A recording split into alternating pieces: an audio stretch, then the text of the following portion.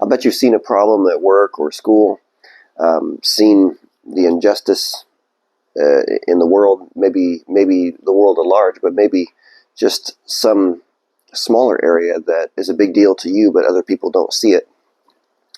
And maybe you tried to fix that. Maybe you developed a plan. Maybe you began to even take steps towards doing it. And I bet that you came into some problems. And the same thing happens to Moses here, and we're extending this, continuing this conversation about finding your purpose in life. And sometimes we can find a purpose through an assignment, like we talked about Jesus' assignment to go to the cross and to pay for all of our sin. And we know that Moses had an assignment. And I want to pick up back again here in Exodus chapter 2 at verse 11. We finished where Moses was adopted by Pharaoh's daughter, and he was raised in Pharaoh's household. And it says in verse 11, here in chapter 2 of Exodus, many years later, when Moses had grown up, he went out to visit his own people, the Hebrews, and he saw how hard they were forced to work. During his visit, he saw an Egyptian beating one of his fellow Hebrews. After looking in all directions to make sure no one was watching, Moses killed the Egyptian and hid the body in the sand. The next day, when Moses went out to visit his people again, he saw 2 Hebrew men fighting. "Why are you beating up your friend?" Moses said to the one who had started the fight. The man replied, "Who appointed you to be our prince and judge? Are you going to kill me as you killed that Egyptian yesterday?" And so there's a lot of interesting things here. People have made movies about Moses not knowing that he was a Hebrew. That's usually a theme that we see in the movies. Well, Moses knew he was a Hebrew.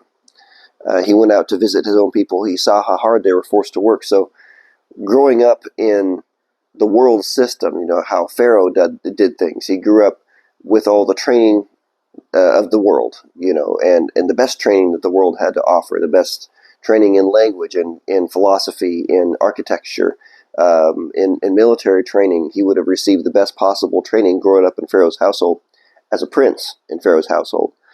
And he saw the injustice, and he could recognize, even as somebody who was living outside of that, who had enjoyed every luxury in life, he could see the oppression and the injustice, and he was willing to do something about it.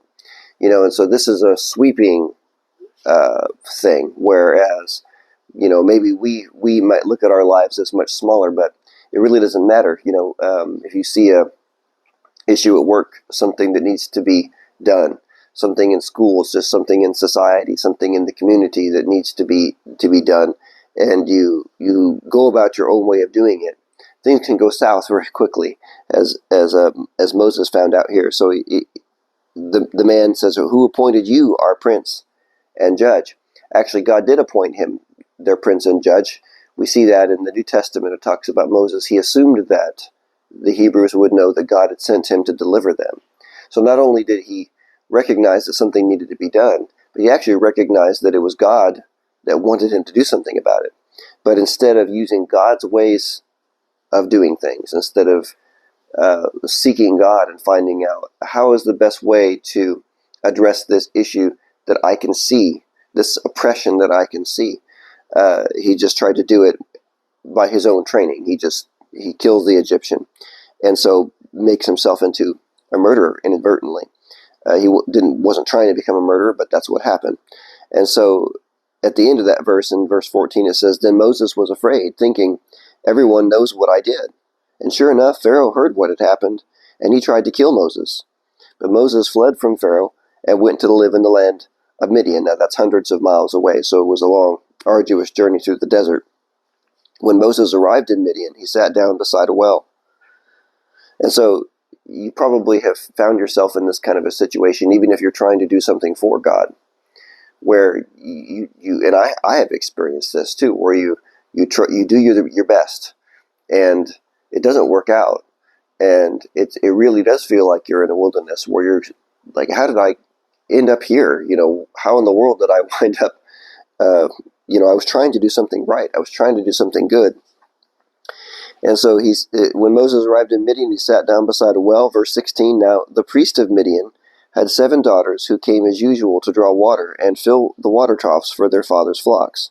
But some other shepherds came and chased them away. So Moses jumped up and rescued the girls from the shepherds. Then he drew water for their flocks. When the girls returned to Reuel, their father, he asked, "Why are you back so soon today?" An Egyptian, this is apparently a regular circumstance. "An Egyptian rescued us from the shepherds," they answered, "and then he drew water for us and watered our flocks." "Then where is he?" their father asked. "Why did you leave him there? Invite him to come and eat with us." Moses accepted the invitation, and he settled there with him. In time, Reuel gave Moses his daughter Zipporah to be his wife. Later she gave birth to a son, and Moses named him Gershom, for he explained, "I have been a foreigner in a foreign land."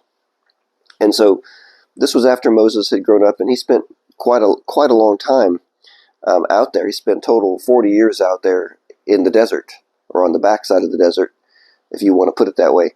And got married, started having kids. Probably felt like that mistake I made is far in the past, and it's not. Yes, the mistake is in the past, but we find that God's going to bring things back around. God's going to use Moses, just like God wants to use you. And you might have a dream that seems dead, something that you might look back and say, "Well, I'm too old now to do that. It's been too long. I made too big of a mistake." Like Moses made a very big mistake. And that's not really the case. If it's something that God has truly put into your heart, you're never really going to escape it. It's sort of a part of you, And so in verse 23 it says, "Years passed, and the king of Egypt died, but the Israelites continued to groan under their burden of slavery. They cried out for help, and their cry rose up to God. God heard their groaning, and he remembered his covenant promise to Abraham, Isaac, and Jacob.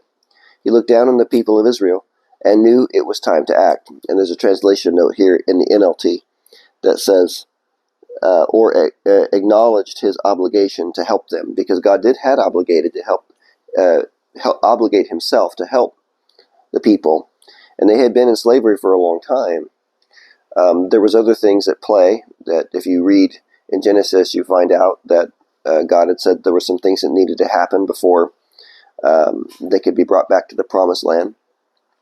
But this is all playing into God's plan. There's a scripture in Romans 8, chapter 8, that says that God works all things together for the good of those who love him and are called according to his purpose.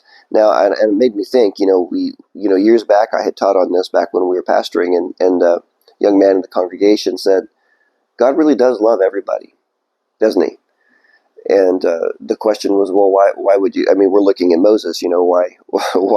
I just thought it was an interesting comment. But his answer was, well, Moses murdered somebody, and God still called him. God still used him. And it's true. God did do that. The word actually says that Moses chose, even though he was raised up in Pharaoh's household, chose rather to suffer with the Israelites. And actually, I think that I have that marked over in the book of Hebrews. I should turn over there and look at it. Let's see.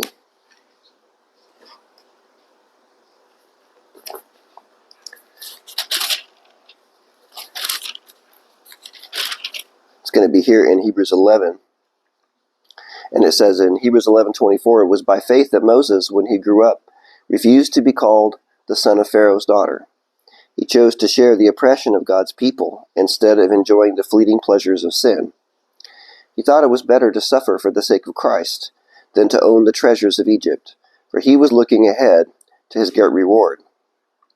It was by faith that Moses left the land of Egypt, not fearing the king's anger. He kept right on going because he kept his eyes on the one who is invisible."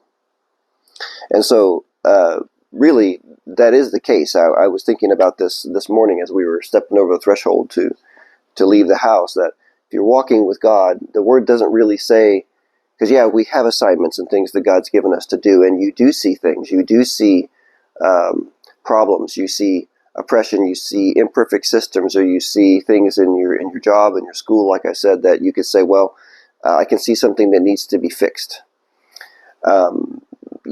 And those things, you do see those things. God does show us things because we all do have a part to play. And, who knows, maybe fixing some small thing at work will open up a door for you to be able to share the truth about Jesus that you know with somebody. But the reality is that we get caught up on our assignments, and we get caught up on the things that are in front of us. Moses got ahead of God. He looked and said, well, I can just fix this right now. Well, you're not going to deliver an entire people by murdering one Egyptian. It's just not possible. And so, but with God, all things are possible. But what I'm getting at is Moses saw the problem, and he got ahead of himself. Instead of falling into step with God, he got into his own plan. Yeah, his heart was in the right place. We can see that he said, well, I'm not going to live a life of pleasure and turn a blind eye to something that needs to be changed. And that's good. That's an admirable thing. But the word tells us all over the place to walk with God, to walk with God. And so that's a spiritual direction, not a physical direction to a task. Because walking with God is not a task. Walking with God is a relational thing. So if I walk with God and acknowledge that God is always with me, and that God always has my best, in mind, then I'm just going to live to please God, walk with God, and when the time comes, He will set me where I need to be in order to play the part that I need to play. And hopefully that's a comforting thought for you.